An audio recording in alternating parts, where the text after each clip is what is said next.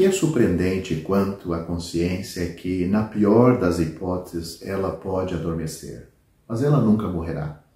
Nunca pensemos que nossa consciência morreu. Ela nunca morrerá, mas adormecerá. Entretanto, quando a consciência de muitos desperta, eles acham que é tarde demais, que não tem mais a oportunidade de crer e de ser salvo. Não pense que nossa consciência nos deixará em paz. Um dia ela nos acusará. Um dia ela falará. Muitos que pensam assim, que faziam muitas coisas más, achavam que escapariam. Mas quando a consciência deles finalmente acordou, eles foram capturados por ela. O que fazem as pessoas quando sua consciência desperta e elas percebem que pecaram? Então, logo a consciência as capture, elas tentam fazer o bem praticando boas obras. Qual é o propósito do homem ao tentar fazer boas obras? O seu propósito é subornar a consciência. A consciência mostra ao homem que ele pecou. Então, agora ele faz mais atos de caridade e faz mais boas obras para dizer à sua consciência que, apesar de ter feito tantas coisas erradas, ele também faz todas essas coisas boas. O que significa fazer boas obras? Significa subornar a consciência quando esta começa a acusar, de modo a abrandar sua consciência. Essa é a forma de salvação inventada pelo homem. O Senhor Jesus disse a um homem religioso chamado Nicodemos: porque Deus enviou seu Filho ao mundo, não para que condenasse o mundo, mas para que o mundo fosse salvo por ele. Quem crê nele não é condenado, mas quem não crê já está condenado, porquanto não crê no nome do unigênito Filho de Deus. Essas palavras tão esclarecedoras, tão simples de se entender, estão registradas no Evangelho de João, capítulo 3, versículos 17 e 18. Paulo, escrevendo a pessoas salvas que moravam na cidade de Filipos, ele disse: tendo por certo isto mesmo, que aquele que em vós começou a boa obra, a aperfeiçoará até ao dia de Jesus Cristo. Filipenses capítulo 1, versículo 6. No Novo Testamento, a salvação é vista em 3 tempos, ou 3 aspectos. No passado, fomos salvos da penalidade dos nossos pecados. Deus nos salvou e nos chamou a uma santa vocação. 2 Timóteo capítulo 1, versículo 9. No presente, estamos sendo salvos do poder do pecado em nossas vidas. Mas, para nós que somos salvos, literalmente sendo salvos, Ele, o Evangelho, é o poder de Deus. 1 Coríntios capítulo 1, versículo 18. No futuro seremos salvos da presença do pecado. Agora nossa salvação está mais próxima do que quando cremos, diz o apóstolo em Romanos capítulo 13, versículo 11. Todos os 3 tempos são vistos em nosso versículo de Filipenses capítulo 1, versículo 6, aonde diz: aquele que em vós começou a boa obra, aquele que em vós começou a boa obra, o aperfeiçoará.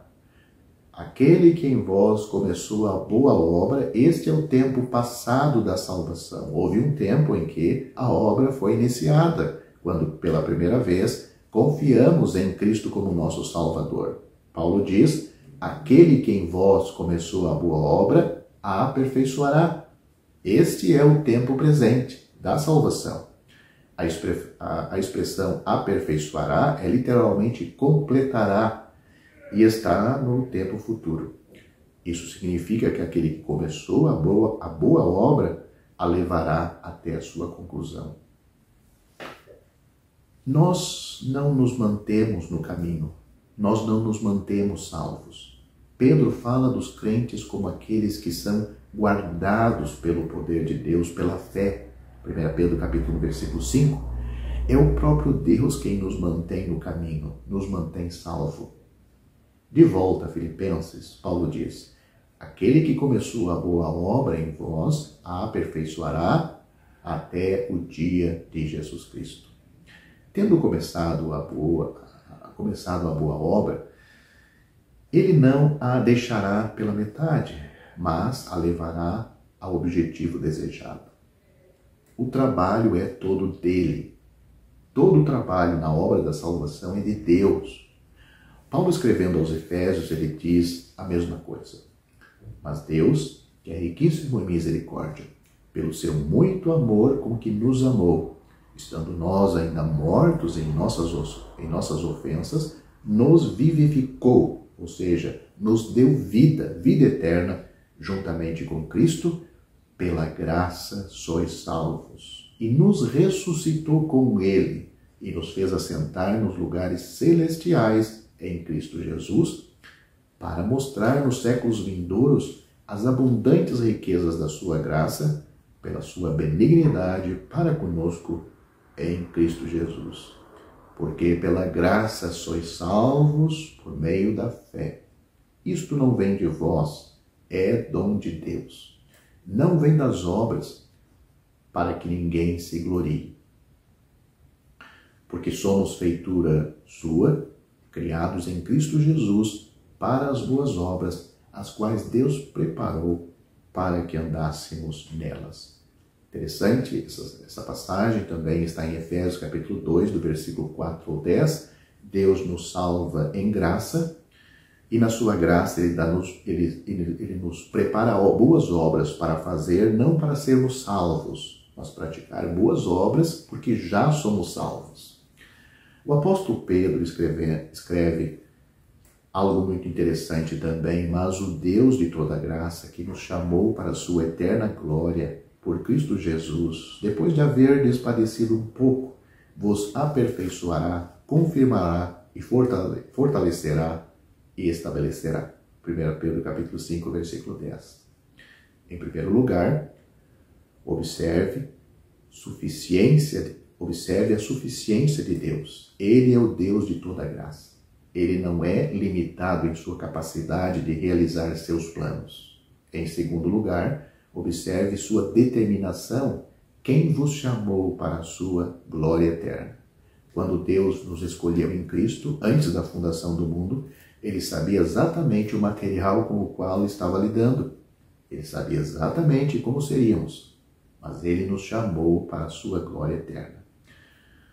Por que Ele nos chamaria para a sua glória eterna se, como Ele sabia, falharíamos e nunca veríamos sua glória eterna? Ele fez isto porque Ele se responsabilizou e não somente nos chamar, nos salvar, nos preservar e nos levar a esta glória eterna.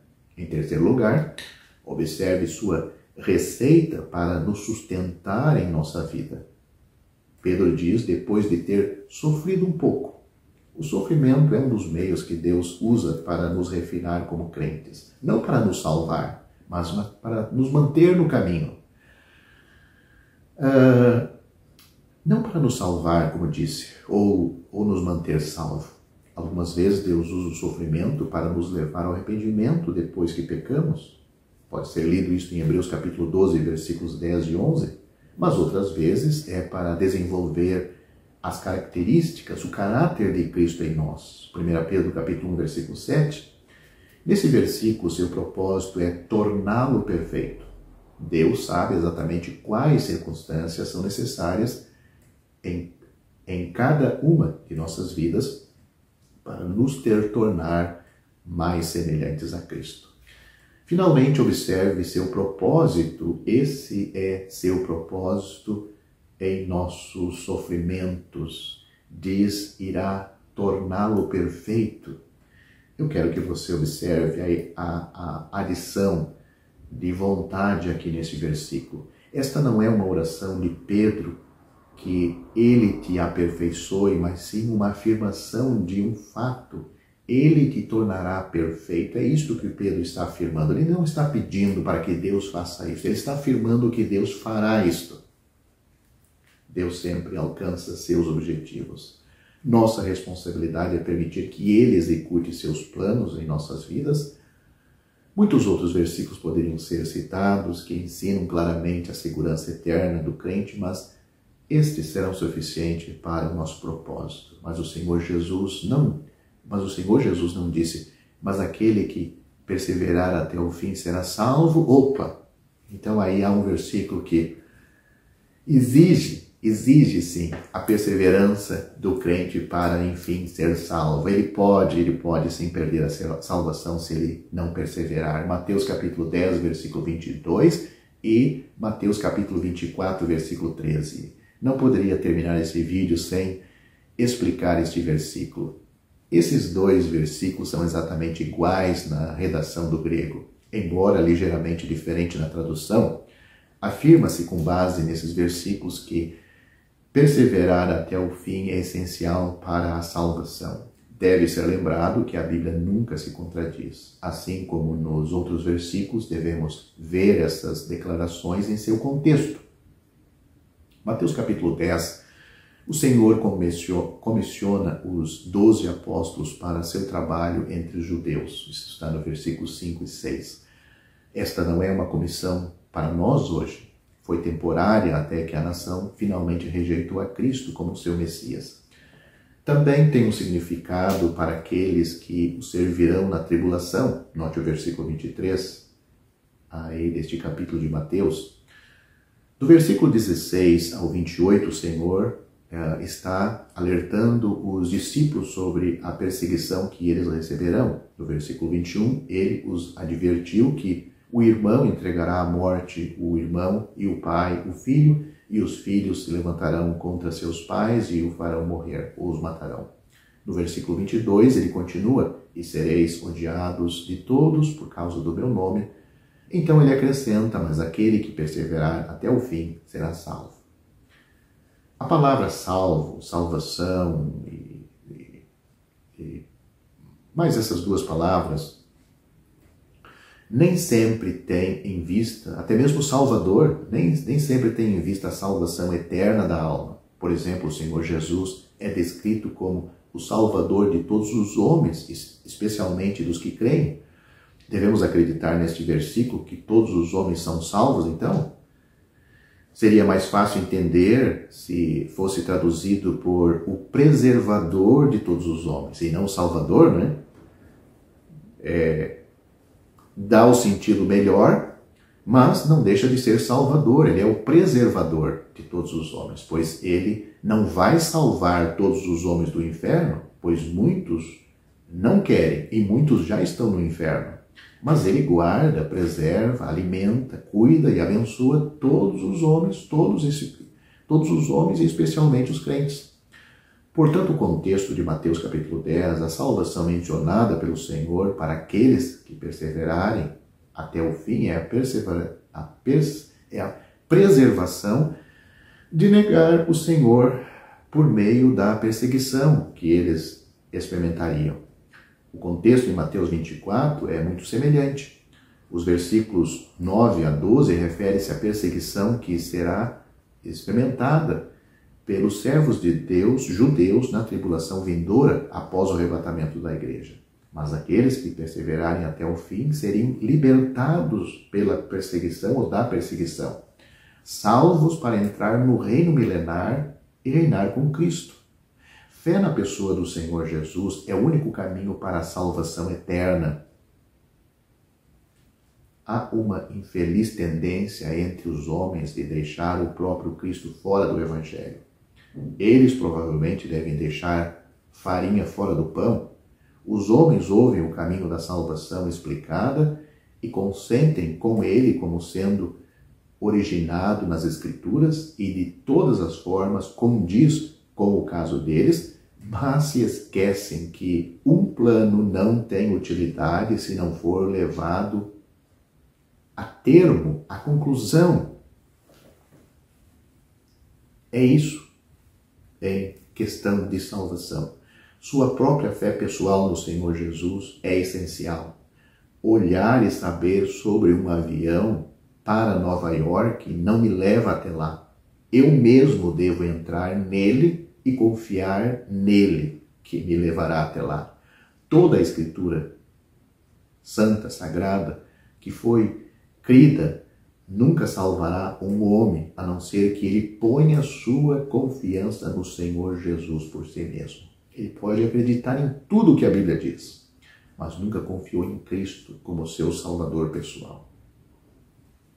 Um carcereiro perguntou a Paulo e Silas o que era necessário que ele fizesse para ser salvo. A resposta foi: crê no Senhor Jesus Cristo e serás salvo. Atos capítulo 16, versículos 30 e 31.